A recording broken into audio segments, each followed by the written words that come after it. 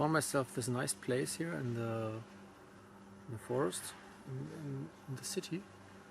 Unfortunately, behind me somewhere in this garden, somebody is cutting his grass. It's kind of annoying, but I hope he stops soon. So, what I'm noticing these days is that the climate is actually quite nice. It's very cool. It cools down quite a lot. When you go out in the morning, it's very cool. And as soon as you go into the sun, it's very, very hot.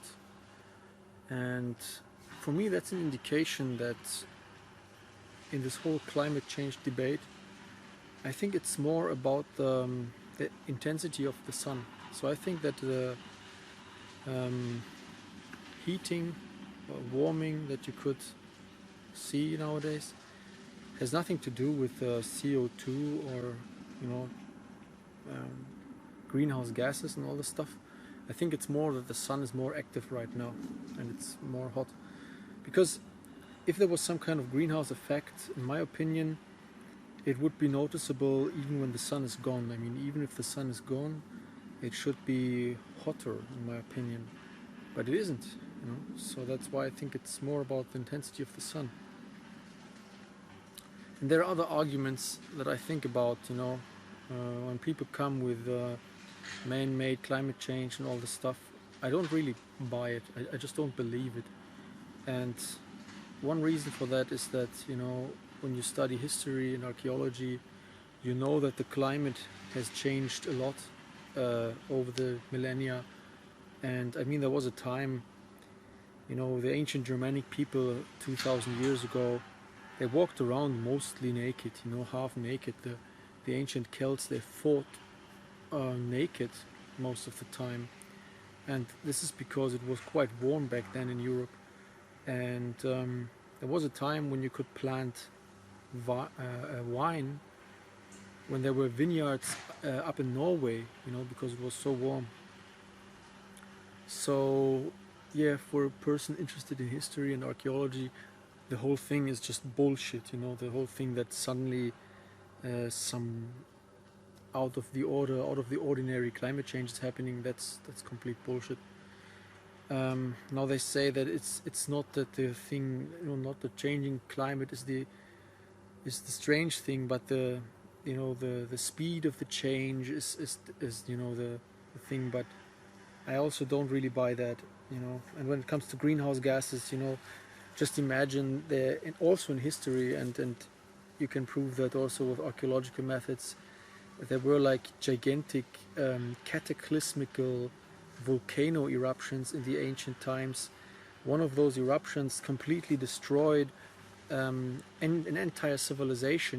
There's a theory that the Minoan and Cretan civilization on Crete in the Bronze Age, one of the most contributing factors to their demise was the eruption of Thera. I think nowadays the island of Thera in the Aegean Sea. It used to be a gigantic volcano, and it just burst. The whole island just exploded, and this caused so much environmental change.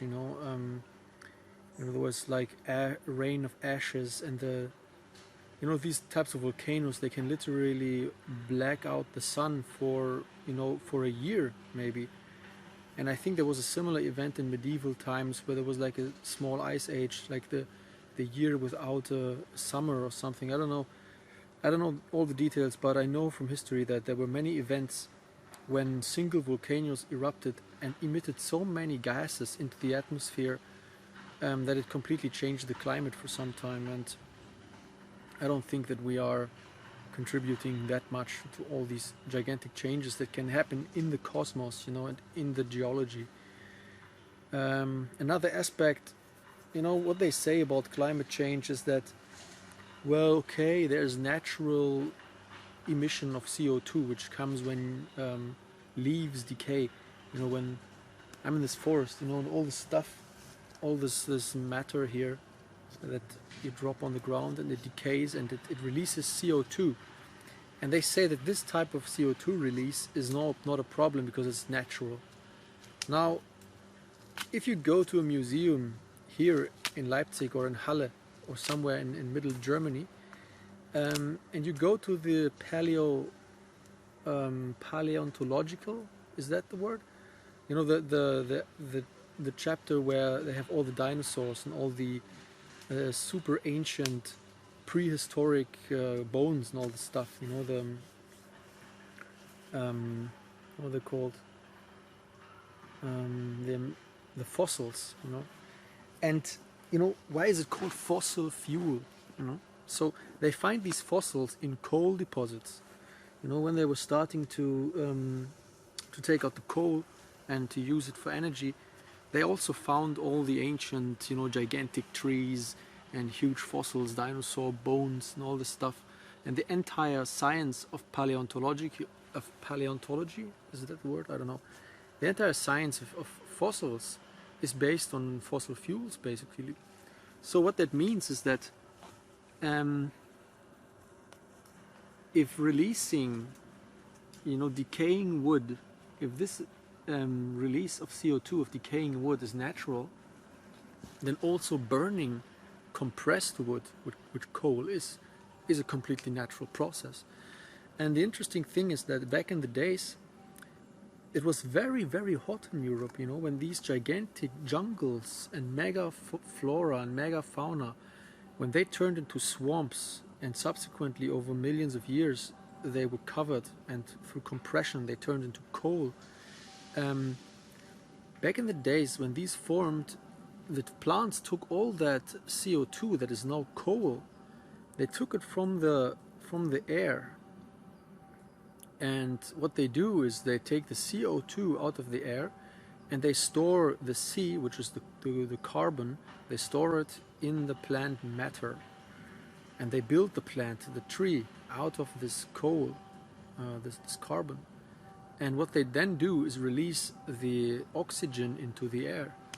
And if plants do that, and if subsequently this whole matter is encased, you know, and is sealed under the earth and is compressed into coal, then, you know, the CO2 cannot be re-released into the atmosphere, and CO2 has been basically taken out of the atmosphere. So what we are doing by burning fossil fuels is just giving back the CO2 that the plants back then, millions of years ago, took out of the system.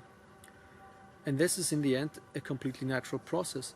And what will we do by doing that? I mean, if we really burnt all the deposits of coal in Europe, which is basically impossible because, like, our deposits in Germany here, they last for like 10,000 years or something. If we burned all that, we would return Europe to its prehistoric state, which was a jungle of mega flora. And well, yeah, that would be a change, but I really doubt that humanity would go extinct by doing that, you know.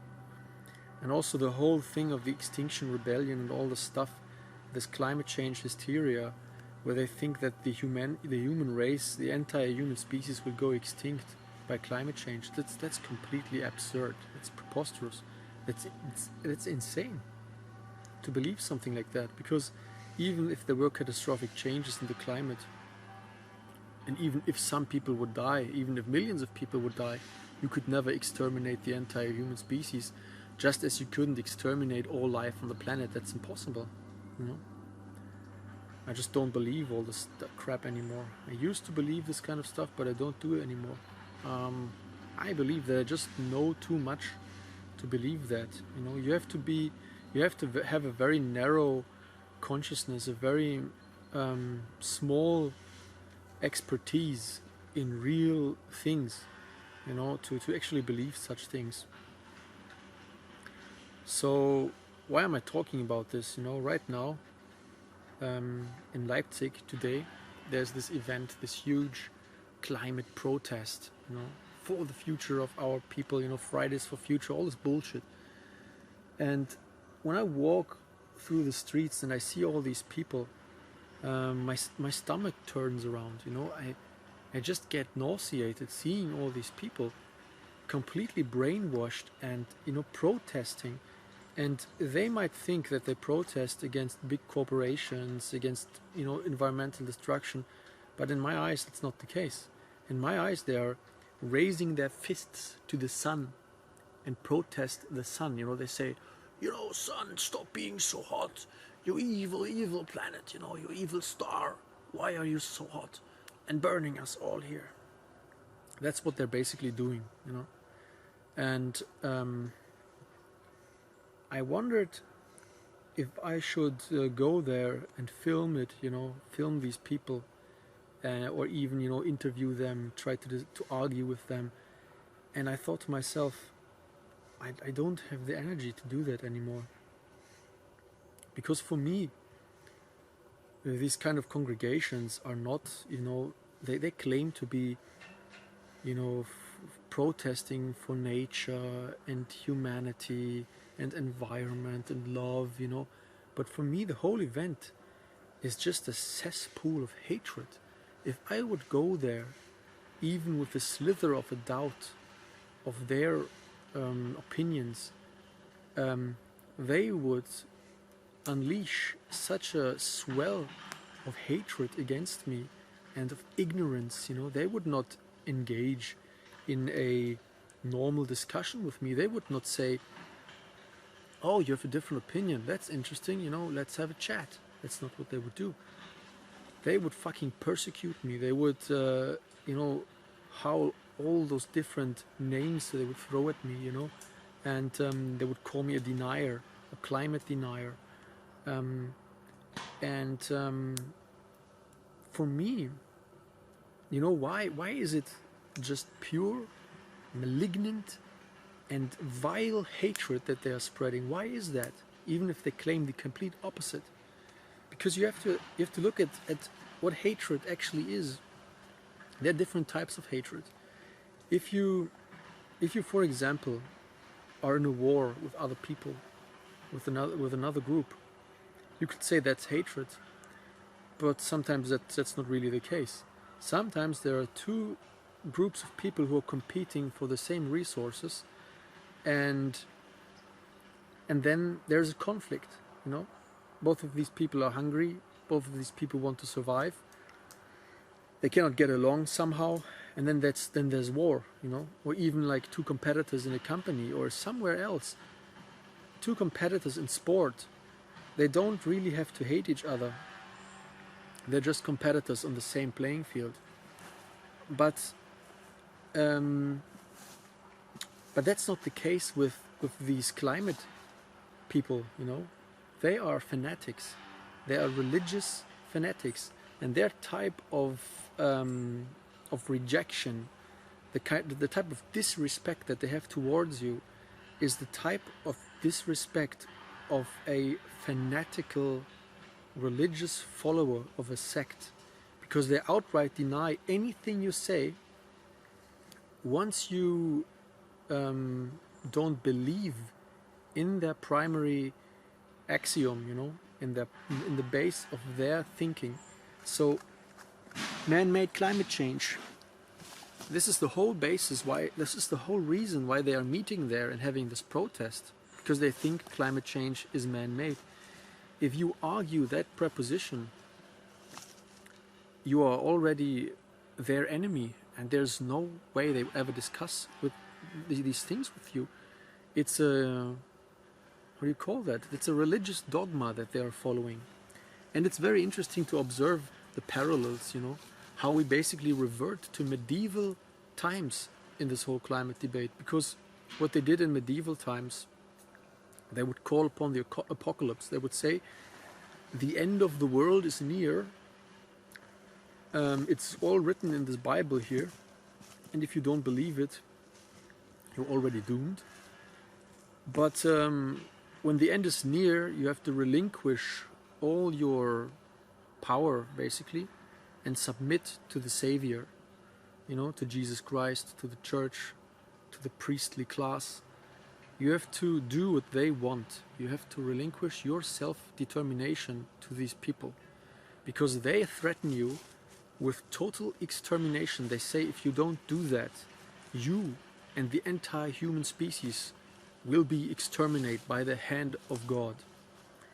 And it's exactly the same what the climate lunatics are believing. They believe if we don't relinquish our self-determination, if we don't give our political self-determination as Germans to the EU or to some global institution that would solve climate change, then we will all die. They say either you demolish your nation state, you relinquish your vote and your say in politics to a global body that will then control everything. Either you do that, or you and your species will go extinct.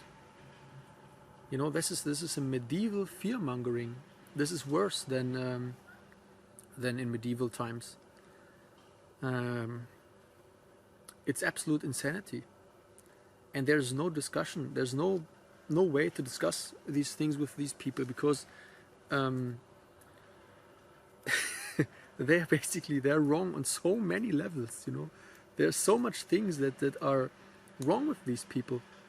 I mean, just take the idea that all these green leftist people are massively pro-immigration, and they think that being against immigration is some evil racist thing, you know, whereas we in Germany are one of the tiniest and most densely populated areas on the whole planet, and they think it is a good thing for the environment of this country or of anywhere to import millions of uneducated people from anywhere on the planet who also multiply like crazy, you know, like the Muslims and the Africans. They get babies like crazy because in Germany they are paid for having babies, and they, in their simple uneducated minds, they think, well, if I'm paid for having babies, well, let's have babies, you know. That's how they think. And these people on these protests, they believe two mutually exclusive ideas at the same time, which is environmentalism and saving the planet, and mass immigration, which are two mutually exclusive policies. If you want to save the environment of your country, you do that in your country with your people, but only if you have control over your country. But what they want is to relinquish control over their country to global elites, who then supposedly know better what to do with your country. But I guess they will do what is profitable for them, and not what is good for your country and its environment. And I could go on and on about this. I could go more and more into detail about this, but I don't know. The whole discussion is so crazy at this point. And I've tried to discuss with these people, with leftists and green people. There's no way to discuss these things with you. They're just so fanatic. And the irony is that nobody on this planet cares what they think. They have few babies. They are hedonistic, vegan, malnourished weaklings, basically, who believe that having children is bad for the planet. If you believe that, you are completely insane. Because if you believe that, it does absolutely not matter what you believe. If you don't have children, it is 100% irrelevant what you think about anything. You know, nobody cares what you think if you don't have a single child. You know, because you cannot educate other people's children. Why would they give a damn? Why would they give a rat's ass about what you think about anything? They will just ignore you. They will just multiply, increase the number of their tribesmen, and say good riddance to you, you know, continue life on this planet. That's it.